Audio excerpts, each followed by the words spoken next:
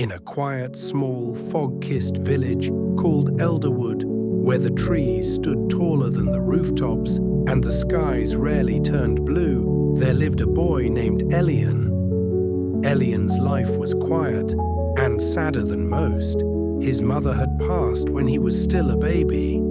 His father, once warm, became distant, like a fading candle in the cold.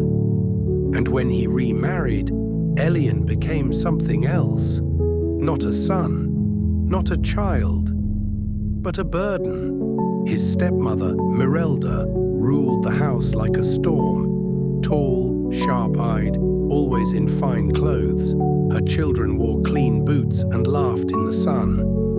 Elian, he worked. He fetched firewood in the rain, scrubbed the floor until it blistered his palms, ate scraps, and wore torn, faded clothes.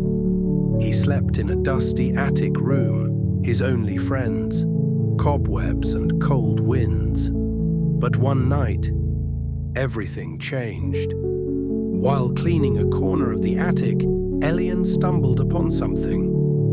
Not hidden under blankets, but peeking from beneath an old wooden chest. It was a book, bound in worn blue leather, trimmed with faint gold letters. The Kingdom of Liora. It smelled like the first day of spring. It glowed faintly in the low candlelight. And when Elian opened it, it felt like the book was reading him. He flipped to a strange chapter. The door that opens only to the lonely.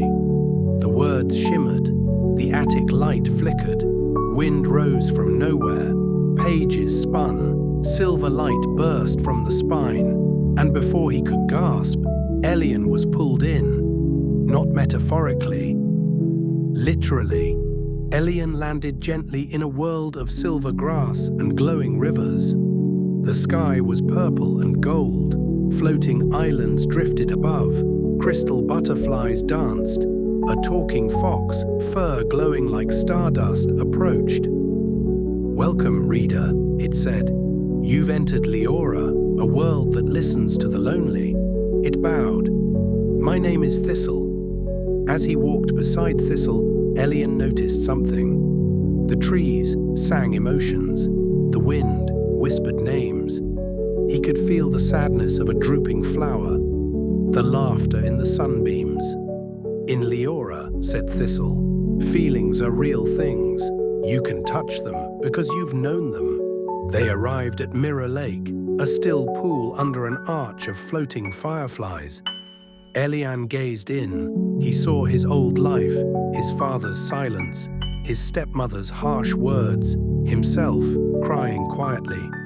The water glowed softly. He cried, and for the first time, the lake glowed with him. They entered a strange forest, trees made of glass, roots humming beneath the soil. Here, memories appeared as glowing orbs. Elian touched one, a lullaby his mother once sang. He held it tight. It warmed his chest. A part of him healed. 3 bridges stretched before him. One glowed red, anger, another black, fear. The third, gold, hope. Elian walked the gold bridge. The others crumbled behind him. Dark illusions swirled inside a deep cave. A real birthday party. A home filled with hugs. His mother alive and smiling. He turned away. "This isn't real," he whispered. "But what comes next can be." A black mist followed him. It formed into him, broken, small, crying. "You're nothing," it said. "No one wants you." Elian trembled, but then stood tall. "I am more than what they said." The shadow broke apart into sparks. Floating in the air, built from stars, stood the Palace of Light. Elian entered. A radiant queen stood at the center, eyes kind, smile infinite. "You have endured," she said, "and remained kind." She touched his chest. "Take this gift, empathic sight, the ability to feel what others hide, to understand pain and bring healing." Elian blinked. He was back in the attic. Same dust, same silence, but his heart was full. Downstairs, Merelda yelled. His father muttered.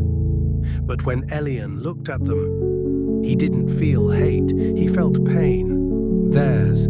He saw loneliness behind anger, and he understood. At school, he noticed the quiet kids, the ones always picked last, the angry ones, the sad ones. He helped them, not with spells, but with kindness. He listened, and slowly, they healed. And so did he. One night, Elian walked up to his father, whose eyes always looked far away. "I still need you," Elian said softly. His father broke. He wept and held Elian like a lost treasure. Elian grew up.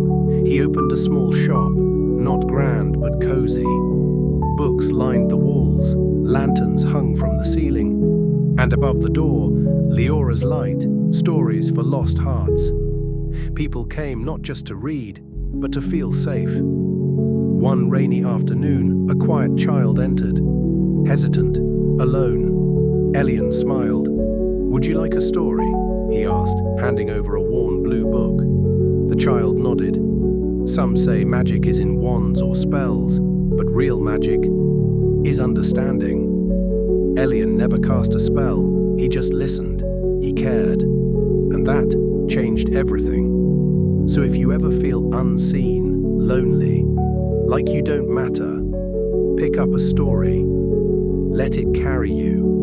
Let it remind you you are not alone. Because the door to magic opens only by the lonely.